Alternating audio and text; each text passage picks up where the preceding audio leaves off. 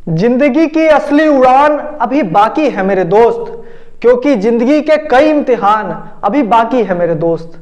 जी हाँ दोस्तों, जिंदगी का तो ये शुरुआती दौर है।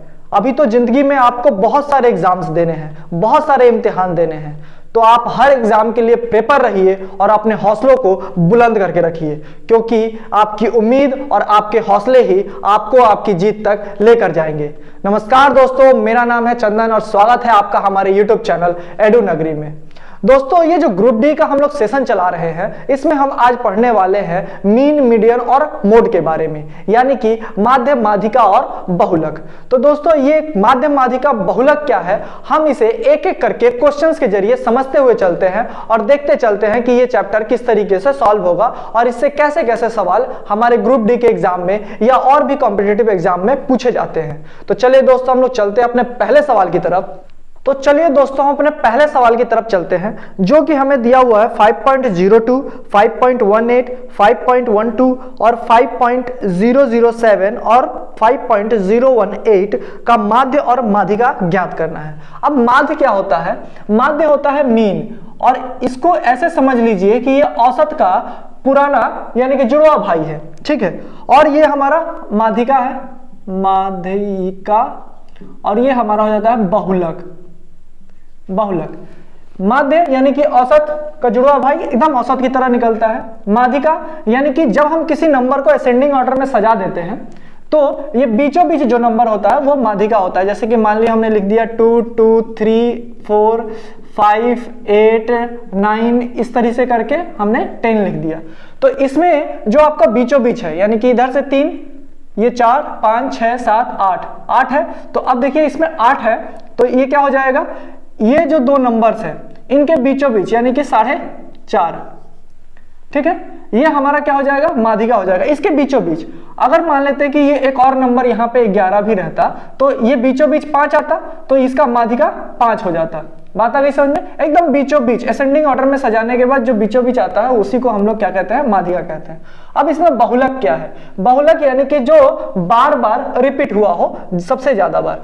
यानी देखिए यहाँ पे दो बार रिपीट हुआ है, 3 एक बार, 4 एक बार, सब बाकी एक एक बार है। तो यानी कि हमारा बहुलक कितना हो जाएगा, 2, ठीक है। यहां तक आपको समझ में आ गया होगा। अब हम इस सवाल को ही पहले सॉल्व कर लेते हैं। जो हमारा सवाल दिया हुआ है इसको हम पहले असेंडिंग ऑर्डर में सजा लेते हैं। तो हमारा पहला हो जाएगा क्या, 5.007, फिर हो जाएगा 5.018, फिर हो जाएगा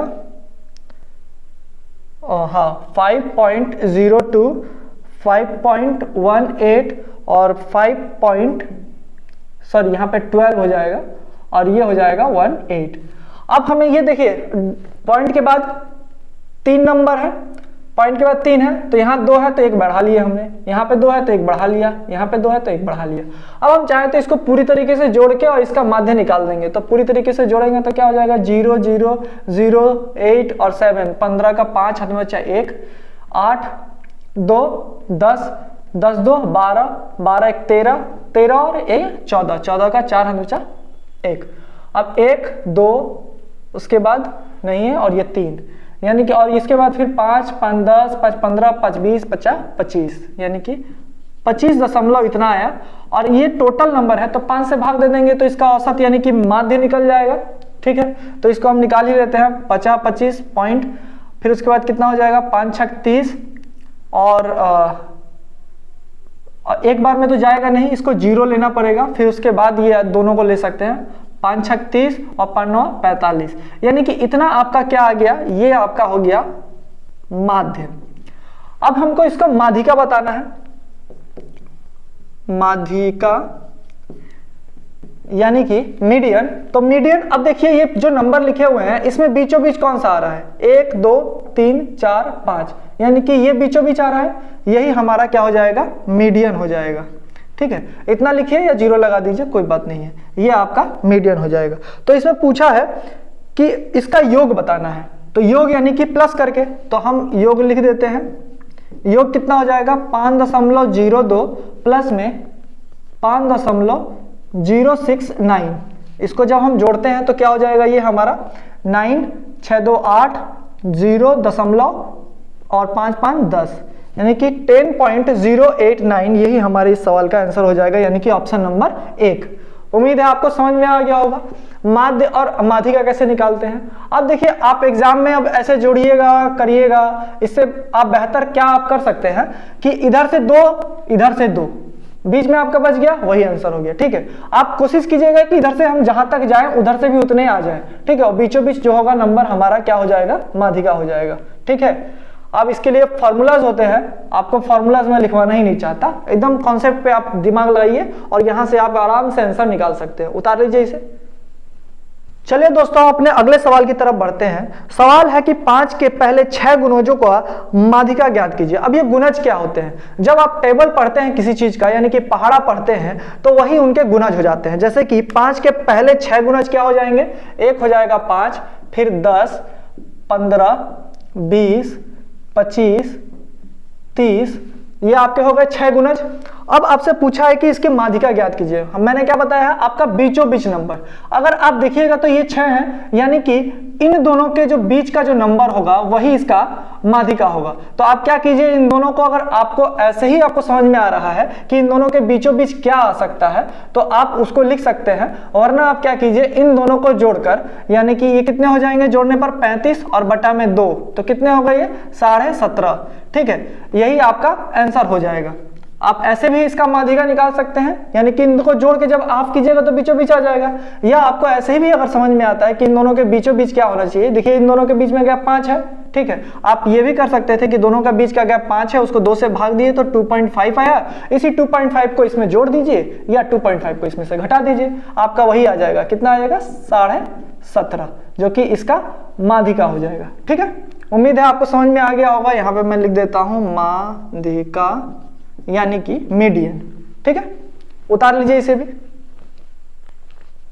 चलिए दोस्तों अपने अगले सवाल की तरफ बढ़ते हैं, जो कि है कि प्रथम 10 प्राकृतिक संख्याओं का माध्य क्या है। अब पहली 10 संख्याएं, अब देखिए पहली 10 संख्याएं यानी कि प्रथम प्राकृतिक 10 संख्याएं 1, 2, 3, 4, 5, 6, 7, 8, 9 और 10, यही है। इनका आपको क्या निकालना है? माध्य, यानी कि औसत निकालना है। तो हम क्या जानते हैं कि आखिरी नंबर और पहले नंबर को जोड़ देंगे। कब जोड़ेंगे? जब इन दोनों नंबरों का गैप समान होगा। तो देखिए 3 और 4 का गैप, 4 और 5 का गैप, 5 और 6 का गैप, सबका गैप 1 है। तो जब इनका गैप हो, समान हो, यानी कि इक्वल हो, तो हमें क्या करना चाहिए? ये आखिरी नंबर और पहले नंबर को जोड़कर, यानी कि 10 प्लस में 1 और बटा में 2, तो ये कितना हो जाएगा? 10 और 1 11 बटा में 2, यानी कि ये 5.5 आएगा और यही इस सवाल का आंसर हो जाएगा। ये आपका माध्य है। ठीक है, आप हमेशा ये याद रखिएगा कि जब दो संख्याओं के बीच का गैप जो आ रहा है वो सभी दो संख्याओं के बीच का गैप का मतलब कि इक्वल हो, जैसे कि ये 2 और 3 के बीच 1 आ रहा है गैप, तो 3 और 4 के बीच में भी गैप 1 का ही हो, तो हम क्या करते हैं? आखिरी डिजिट और पहली डिजिट को जोड़कर 2 से भाग दे देते हैं और हमारा आंसर निकल जाता है, यानी कि माध्य यानी कि औसत निकल जाता है। तो उतार लीजिए इसे भी। ठीक है, आप माध्य और औसत दोनों को सिमिलर ही समझिए, ये कोई अलग अलग नहीं है। ठीक है, मतलब वही बोला ना मैंने कि जुड़वा भाई हैं, तो उसी तरीके से ये निकल जाते हैं। उतार लीजिए। चलिए दोस्तों हम लोग अपने अगले सवाल को देख लेते हैं, जो कि है 19, 20, 14, 15, 19, 16, 17, 15, 14, 13, 18, 19, 17 और 13।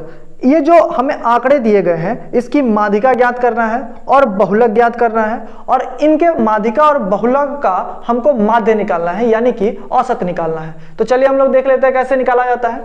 तो हम पहले क्या करेंगे, इसको असेंडिंग ऑर्डर में, यानी कि छोटे से बड़े के क्रम में सजा लेंगे। तो हम सजा लेते हैं पहले, जो हमारा हो जाएगा यहाँ पे 13, 13, 14, 14, 15, 15, 16, 17, 17, 18, 19, 19, 19 और 20। ठीक है, अब हम इसको गिन लेते हैं। 1, 2, 3, 4, 5, 6, 7, 8, 9, 10, 11, 12, 13, 14। 14 नंबर है। हम ये एग्जाम में भी ये काम कर लेंगे कि जब हम इसे असेंडिंग ऑर्डर में सजा लेंगे तो एक बार दोनों ही नंबर को हम लोग गिन लेंगे कि ये कितने हैं और ये कितने हैं। तो ये हमारे 14 थे, तो यहाँ पे भी देख लेते हैं 3 3 6 3 9 3 चौके 12 और 13 14, यहाँ पे भी 14 नंबर है। तो यानी कि ये कंप्लीट है। कभी कभी क्या होता है ना कि जब हम लिखते हैं तो इसमें कुछ चीज मिसिंग कर देते हैं, तो इसीलिए आप इसको एक बार कंफर्म कर लीजिएगा। अब आपको क्या निकालना है, इसका माध्यिका निकालना है। माध्यिका यानी कि बीचों बीच नंबर।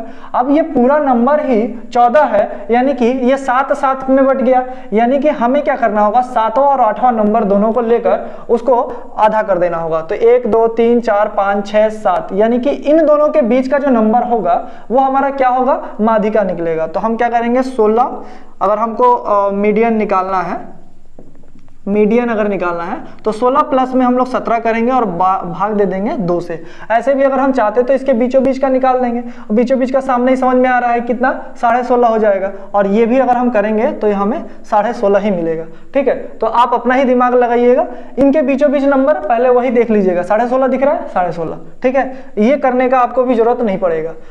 अब ये कितना हो गया आपका, मीडियन निकल गया 16.5। और आपको बहुलक पता करना है। बहुलक ये देखिए, 13 2 बार है, 14 2 बार है, 15 2 बार है, 16 1 बार है, 17 2 बार है, 18 1 बार है, 19 3 बार है, 20 1 बार है, यानी कि 19 बार बार रिपीट हुआ है। यानी कि इसका बहुलक क्या हो गया, यानी कि मोड, ये मोड आपका कितना निकल गया, 19।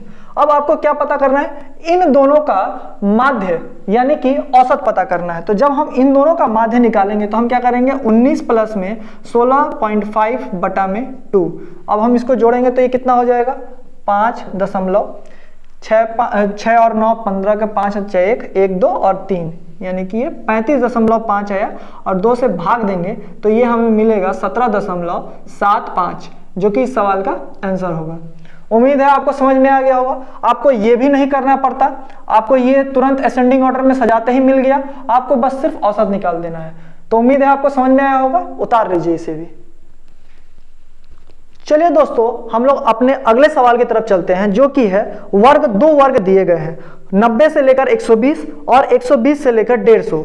इसके बीच में जो वर्गों के चिन्ह हैं, यानी कि वर्ग चिन्ह है, उनका योग आपको ज्ञात करना है। अब वर्ग चिन्ह होता क्या है, अब देखिए, मान लेते हैं कि आपका 90 है और 90 से आपका 120 है, तो इसके बीचों बीच जो नंबर होता है वो हमारा कहलाता है वर्ग चिन्ह। तो इसका बीचों बीच नंबर निकालने के लिए हम जो लोग जानते हैं क्या करेंगे, या तो हम क्या कर ले, इन दोनों को जोड़ के 2 से भाग दे दें, बीचों बीच निकल जाएगा, या हम इसके गैप को भी 2 से भाग देके किसी एक में जोड़ देंगे। अब देखिए, इन दोनों के बीच में 30 का गैप आ रहा है। ठीक है, यानी कि इसको अगर आधा करते तो 15। अब हम 90 में या तो 15 जोड़ दें या तो इसमें से 15 घटा दें, तो हमें कितना मिल जाएगा, 105। ठीक है, ये तो आपको जनरल कॉन्सेप्ट जो मैंने सिखा दिया है वो आपको पता है। लेकिन अगर आप निकालना चाहेंगे इसको फॉर्मूला से, यानी कि वर्ग चिन्ह, ठीक है, तो आप लिखते हैं निम्न संख्या और उच्च संख्या, इसको जोड़कर, यानी कि 90 प्लस में 120 बटा में 2, तो ये कितना हो जाएगा आपका, ये हो जाएगा 210 बटा में 2। और जब इसको सॉल्व कीजिएगा तो 105 यही आएगा। यहाँ पे मैंने निकाल दिया। चलिए, ये पहले नंबर का निकल गया। ठीक है, दूसरा नंबर का अगर हम 120 और 150 के बीच में का निकालेंगे तो इसके बीच में 30 का गैप है, यानी कि 15 हमको बढ़ा देना है या 15 घटा देना है, तो इसके बीच में कितना आ जाएगा, 135। ठीक है, ये दूसरा निकल गया। अब हमें बता रहा है इनके योग क्या होगा, वर्ग चिन्हों का योग, यानी कि 135 और 105 जोड़ के कितना होगा। कितना आसान सा सवाल है, 5 5 10 का 0 और 3 और ये 4 और यहाँ पे हो जाएगा 2, यानी कि 240 इस सवाल का आंसर हो जाएगा। उम्मीद है आपको समझ में आ गया होगा। वर्ग चिन्ह निकालने के लिए क्या करते हैं, लोएस्ट नंबर और हाईएस्ट नंबर, ये जो इसमें दिया गया है ना, यानी कि निम्न सीमा और उच्च सीमा, इसको जोड़कर 2 से भाग दे देते हैं। और आपको दिमाग में अगर ये बात समझ में आ गई होगी कि इन दोनों के बीच का जो बीचों बीच नंबर है वही इसका वर्ग चिन्ह होगा, तो आप आसानी से निकाल सकते हैं। उतार लीजिए इसे। दोस्तों, हम अपने अगले सवाल को देख लेते हैं, जो कि बताया गया है कि एक आंकड़े का जो माध्य और माध्यिका है क्रमशः 20 और 22 है, तो बहुलक का मान क्या होगा। अब दोस्तों, इस सवाल के लिए एक फॉर्मूला आता है और उस फॉर्मूले को आपको याद कर लेना चाहिए या समझ लेना चाहिए कैसे होता है। अब याद करना भी कुछ ज्यादा टफ है नहीं, मैं लिख देता हूं। फॉर्मूला है आपका बहुलक बराबर 3 माध्यिका और -2 माध्य। अब इसको आप कैसे याद रखिएगा कि यहाँ पे 3, अब बहुलक का मतलब आप समझ में आ गया, बहुलक बराबर में ही ये दोनों को लिखना है। क्या लिखना है? 3 माध्यिका -2 माध्य। अब ये कैसे हो जाएगा? अब देखिए ये 3 लिखा हुआ है, अगर हम इसको जोड़ें तो देखिए 1 2 3 डिजिट है, समझ में आ गया आपको? 1 2 3 माध्य में 1 2, ये ध और य को एक ही मान लीजिए, यहाँ पर भी ध और य को एक ही मान लीजिए, तो ये 2 है और ये 3 है। तो आप क्या करिएगा, पहले बड़े वाले को आगे रखिएगा, छोटे वाले को पीछे रखिएगा। 3 माध्यिका -2 माध्य, इसी पर आपका ये सवाल बन जाएगा। तो देखिए आपको पूछा है, बहुलक का मान ही पूछा है, तो बहुलक निकालने के लिए हम क्या करेंगे 3, और आपका माध्यिका कितना दिया हुआ है 22, यानी कि 22 - 2 और मल्टीप्लाई में माध्य कितना दिया हुआ है 20, तो हमने 20 कर लिया। ये कितना हो जाएगा 66 माइनस में ये 40, तो आपको कितना आया 26, जो कि इस सवाल का आंसर आ जाएगा। बहुलक कितना हो गया हमारा 26, यानी कि ऑप्शन नंबर 2। तो उम्मीद है आपको ये फॉर्मूला समझ में भी आ गया होगा और आप इसे याद भी आसानी से कर पाएंगे। बस आपको यही याद रखना है, बहुलक बराबर, हम जब भी फॉर्मूला लिखेंगे, कभी कभी क्या होगा बहुलक दे देगा माध्यिका पूछ देगा, तो आपको फॉर्मूला यही लिखना है, बहुलक बराबर 3 माध्यिका -2 माध्य। ठीक है, उम्मीद है आपको समझ में आ गया होगा, उतार लीजिए। चलिए दोस्तों, हम लोग एक और सवाल देख लेते हैं जो कि निचली सीमा ऊपरी सीमा यानी कि मध्यमान से रिलेटेड है। तो ये क्या लिखा हुआ है कि एक आवृत्ति के वितरण में एक वर्ग का माध्यमान 12 है तो उसकी चौड़ाई 6 है, तो वर्ग के निचली सीमा क्या होगी? अब देखिए इसका चौड़ाई बोल दिया है, यानी कि कोई भी जो भी नंबर होगा x और y, ये मान लेते हैं कि निचली सीमा है और ये ऊपरी सीमा है, इनके बीच का अंतर कितना होगा 6 होगा। ठीक है, और आपको बोल दिया है कि इसका माध्यमान कितना है 12 है, यानी कि ये जो 6 होगा तो ये 6 3 इससे कम होगा, ठीक है, और 3 इससे ज्यादा होगा, तभी तो 6 होगा ना, इसके बीच का गैप, यानी कि ये बीच में आपका है। तो आपको क्या करना है, कुछ नहीं, आपको निचला पूछा है तो 12 में से 3 घटा दीजिए, कितना हो जाएगा आपका, 12 में से 3 घटाइएगा तो 9, और यही इस सवाल का आंसर हो जाएगा। ठीक है, एकदम आसान सा है। मध्यमान आपको बता दिया है कितना, मध्यमान बोल दिया है कि 12 है, और इन दोनों के बीच का जो गैप है यानी कि इन दोनों की चौड़ाई जो है वो 6 है, तो हमें क्या करना होता है, इसको आधा आधा कर देना होता है, यानी कि इस 12 से 3 इधर होगा छोटा और इस 12 से 3 इधर बड़ा होगा। ठीक है, तो यहाँ पे हमको क्या पता चल गया, इसमें से 3 घटा दिए तो हमें 9 मालूम चल गया। तो अगर इस सवाल को अगर आप ऐसे ही बनाना चाहें तो देखिए आप क्या कह सकते हैं, इसको आप मान लीजिए कि ये उच्च मान है, ये निम्न मान है, यानी कि y माइनस में x कीजिएगा तो आपको पता चलेगा कि 6, इसका गैप क्योंकि 6 है। ठीक है, और आपको फिर क्या बताया गया है, इनका माध्य मान जो है वो आपको कितना दिया हुआ है 12 दिया हुआ है, यानी कि अगर आप इसको x नहीं लिख के आप क्या कर लीजिए y प्लस में x बटा में 2, ये अगर करते हैं तो आपको 12 मिलेगा, यानी कि इस 2 को इधर भेज देंगे तो ये कितना हो जाएगा, ये 24। ठीक है, अब इस इक्वेशन को सॉल्व कर लीजिए, ये आपको माइनस, ये आपका माइनस और ये भी आपका माइनस, तो ये तो आपको कटेगा नहीं, y कट गया, यानी कि -2x बराबर में माइनस कितना हो जाएगा 18। ठीक है, अब अगर आप -2 से इसको काटिएगा तो x बराबर में आपको आएगा 9, जो कि इस सवाल का आंसर है, जो हमने पहले ही निकाल दिया है। ठीक है, तो आप ये फॉर्मूला बेस्ड है और ये हमारे दिमागी उपज है। ठीक है, तो आप एकदम इसी दिमाग पे अपना चलिएगा, आराम से आंसर को आप तुरंत ही निकाल सकते हैं अगर आप इस मेथड को थोड़ा सा फॉलो कर लेंगे तो। उतार लीजिए इसे भी। चलिए दोस्तों, हम लोग अपने अगले सवाल को देख लेते हैं, जो कि है 1 4 9 x, उसके बाद 12 14 15 और 16 का माध्य 10 दिया हुआ है, तो बहुलक ज्ञात कीजिए। अब देखिए अगर सवाल में हमारे नंबर कुछ बड़े बड़े दिए होते तो हम क्या करते, इसके माध्य यानी कि औसत से हम लोग अंतर निकाल के सवाल को बना लेते, लेकिन यहाँ पे डिजिट बहुत छोटे छोटे दिए हुए हैं, मतलब 1 4 जैसे दिए हुए हैं, तो हम क्या करेंगे, इसको सिंपली तरीके से जोड़कर और माध्य निकाल लेंगे। अब देखिए कितना लिखा हुआ है, 1 प्लस में 4 प्लस में 9 प्लस में x प्लस में 12 प्लस में 14 प्लस में 15 और प्लस में 16। इसको जब हम भाग देते हैं कितने से, 1 2 3 4 5 6 7 8 से भाग देते हैं तो हमें कितना मिलता है 10। ठीक है। इससे हमको x का मान फाइंड करना है, वो जो हमें मिल जाएगा। अब हम इसे जोड़ लेते हैं, ठीक है। 16 और 4 20, 15 से कोई जोड़ने पर नहीं मिल रहा है ना हमको। हम अब क्या करेंगे, ये चलिए 20 हो गया। हम एक काम कर लेते हैं, सबको जोड़ ही लेते हैं, ठीक है। तो 6 5 11 4 11 4 15 16 17 और 9 आपके हो गए 17 और 9 26 और 4 30 और 1 31 का एक हाथ में बचा 3 1 2 3 4 5 6 7 71 प्लस में x बटा में 8, जिस 8 को हम लोग क्या करेंगे उधर भेज देते हैं, यानी कि 80 हो गया, ठीक है। तो x बराबर कितना निकल गया हमारा, ये 71 इधर जाके माइनस होगा तो 9 आएगा, ठीक है। तो ये 9 हमारा x आया। अच्छा, हम अभी इसको आंसर नहीं लिखते हैं, ठीक है। ये x की जगह पे हम क्या बैठाएंगे, 9 बैठा सकते हैं। तो जब हमने 9 बैठा लिया तो हम देखते हैं कि ये एक सब तो एक में है, लेकिन जो 9 है ये 2 बार है, यानी कि हमारा जो बहुलक निकलेगा, बहुलक ये हमारा क्या हो जाएगा, 9 हो जाएगा, जो कि इस सवाल का आंसर है। उतार लीजिए आप इसे भी।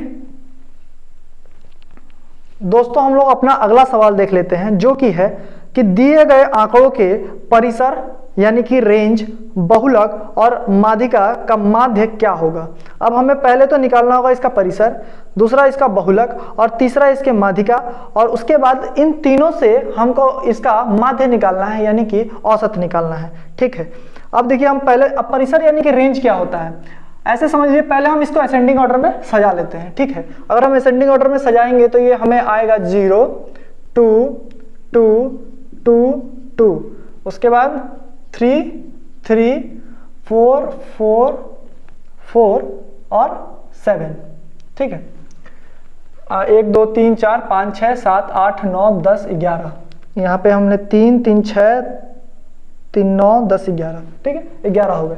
अब चलिए इसमें असेंडिंग ऑर्डर में जब हमने सजा लिया तो हमें पता करना है, पहले हम लोग बहुलक जानते हैं यानी कि मोड, तो हम पहले मोड ही लिख लेते हैं। मोड क्या होगा, ये देखिए 2 4 बार आया है, 2 बार 3 बार और 1 बार, यानी कि 2 हो गया इसका बहुलक मोड। तीसरा हमको माध्यिका पूछा है, तो 1 2 3 4 5 6 11 था ना, तो बीच में जो छठा नंबर होगा वही होगा, यानी कि 1 2 3 4 5, 5 इधर से छोड़ दिए और 5 इधर से छोड़ दिए, तो बीच में कितना है 3, यानी कि हमारा माध्यिका ये मीडियन जो होगा वो 3 आएगा, ठीक है। अब हमको पता करना है रेंज, जो ये रेंज होता है ये क्या होता है। अब देखिए इसमें सबसे बड़ा कौन सा नंबर है 7, सबसे छोटा कौन सा है 0।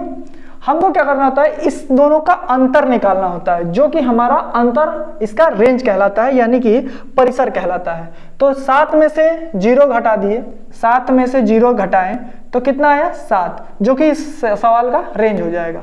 अब हमें इसका माध्य निकालना है, यानी कि औसत निकालना है।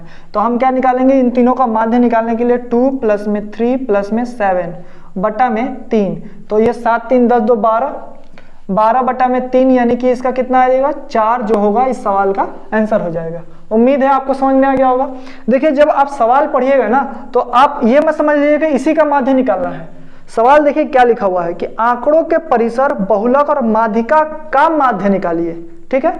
तो उम्मीद है आपको ये सवाल समझ में आ गया होगा। उतार लीजिए इसे। चलिए दोस्तों हम लोग अपने अगले सवाल की तरफ चलते हैं, जो कि है कि विहान सेमेस्टर परीक्षा के 8 विषयों में क्रमशः 56 62 78 64 62 62 72 और 60 अंक लाता है। तो दिए गए आंकड़ों का बहुलक और माध्य ज्ञात कीजिए। तो चलिए दोस्तों ये सवाल मैंने इसलिए लिया है क्योंकि बहुलक और आपको माध्य निकालना तो आ ही गया है, लेकिन इस सवाल को जब हम असेंडिंग ऑर्डर में सजाते हैं, यानी कि हमने सजा लिया 56 फिर 60 फिर 62 62 62 64 72 और 78, ठीक है। तो जब इस तरीके से हम सजा लेते हैं, हम नहीं भी सजाएंगे तो भी सवाल बन जाएगा, क्योंकि इसमें माध्यिका पूछा नहीं है, इसमें क्या पूछा है बहुलक और माध्य पूछा है। तो हमें देखने को क्या मिलता है, इसका बहुलक कितना है 62, जब आपको सवाल के अंदर जब आप ऑप्शन देखिएगा और इसमें आपको 62 मिल जाए, अब देखिए 62 इसमें दो में ऑप्शन में है, ऑप्शन नंबर 1 में है और ऑप्शन नंबर 2 में है, दोनों में है। लेकिन आपसे सवाल क्या पूछा है कि बहुलक और माध्य ज्ञात कीजिए, तो जिसमें आपको 62 पहले लिखा मिलेगा वही आपके इस सवाल का आंसर होगा और बाकी उसके बाद आपको देखना ही नहीं है, यानी कि 64.5 ये आपका आंसर हो जाएगा। मैंने इस सवाल को इसलिए लिया है क्योंकि आप एक्स्ट्रा मेहनत ना करें एग्जाम में जाके, आपको जब बहुलक मिल गया, यानी कि बहुलक आपको मिल गया कितना 62, तो आप देखिएगा कि 62 किस ऑप्शन में है।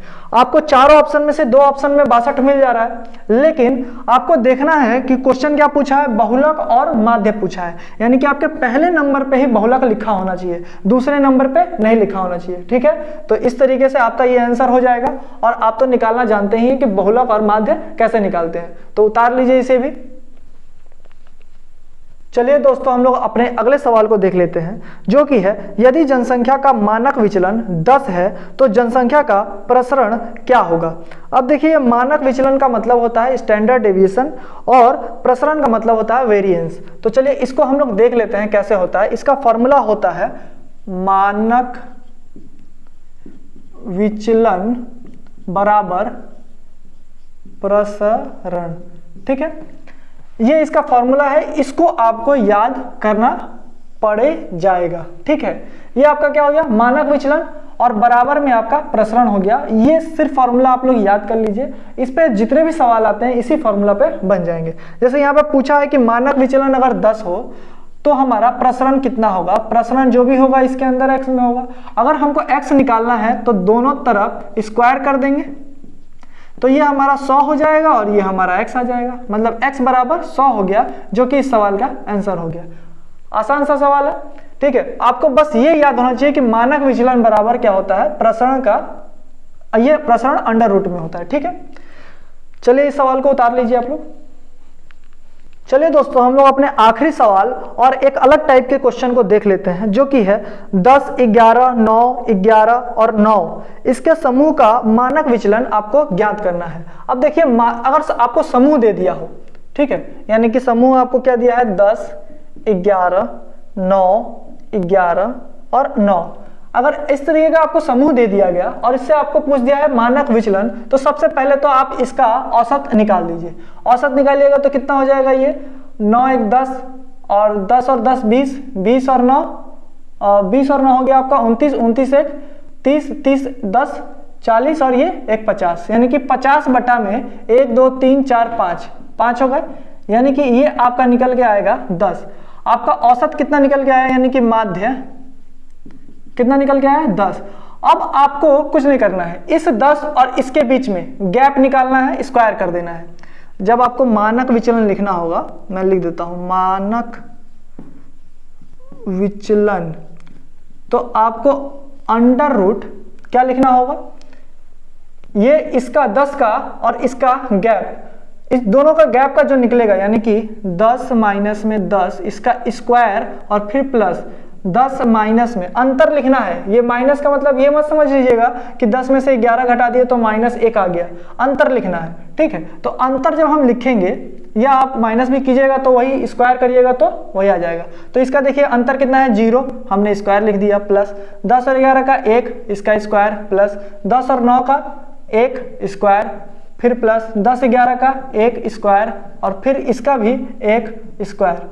तो अब देखिए, और इसके बटा में क्या लिखेंगे, 1 2 3 4 5 लिख दिए। ठीक है, तो ये हमें कितना मिलेगा, 1 2 3 4 बटा में 5, और इसी को जब हम बाहर निकालेंगे तो 2 बटा में √5, जो कि इस सवाल का आंसर होगा। तो मानक विचलन निकालने के लिए हम लोग क्या करते हैं, इस माध्य के साथ हम लोग एक एक करके सबका गैप निकालते हैं। ठीक है, और उसका स्क्वायर करके जोड़ देते हैं। बटा में आपके जितने नंबर हैं वो 5, तो 5 हो गए, और इसको इससे सॉल्व कर देंगे तो आंसर निकल जाएगा। उम्मीद है आपको समझ में आ गया होगा। उतार लीजिए इसको, और इस पर आप रिलेटेड सवाल जब सॉल्व करेंगे तो उम्मीद है कि आपको पूरा ही चैप्टर बढ़िया से समझ में आ जाएगा और आप आसानी से बना पाएंगे। तो दोस्तों ये मिड मीडियन मोड का चैप्टर आज यहीं समाप्त होता है। उम्मीद है ये वीडियो आपको बहुत ही पसंद आया होगा। तो प्लीज इस वीडियो को लाइक, शेयर और कमेंट जरूर कीजिएगा। आपका कमेंट हमारे लिए बेहद जरूरी है। इस वीडियो में आपको क्या अच्छा लगा, आपको इसमें क्या कमी समझ में आई, आप प्लीज उसे कमेंट बॉक्स में जरूर लिखिएगा। आपको आने वाले वीडियोस में कौन से चैप्टर पढ़ने हैं ये भी आप कमेंट बॉक्स में कमेंट करके जरूर बताइएगा, ताकि हम आने वाले वीडियोस में आपके उस चैप्टर को ले सकें और उस चैप्टर को सॉल्व करवा सकें। दोस्तों अगर आपने इस चैनल को सब्सक्राइब नहीं किया है तो प्लीज इस चैनल को सब्सक्राइब कर लीजिए। इस वीडियो को ज्यादा से ज्यादा लोगों तक शेयर कीजिए ताकि ये वीडियो ज्यादा से ज्यादा लोगों तक पहुंच सके। चलिए अब लोग हम मिलते हैं अगले नेक्स्ट डे, नेक्स्ट चैप्टर और नेक्स्ट कॉन्सेप्ट के साथ। तो तब तक के लिए बाय।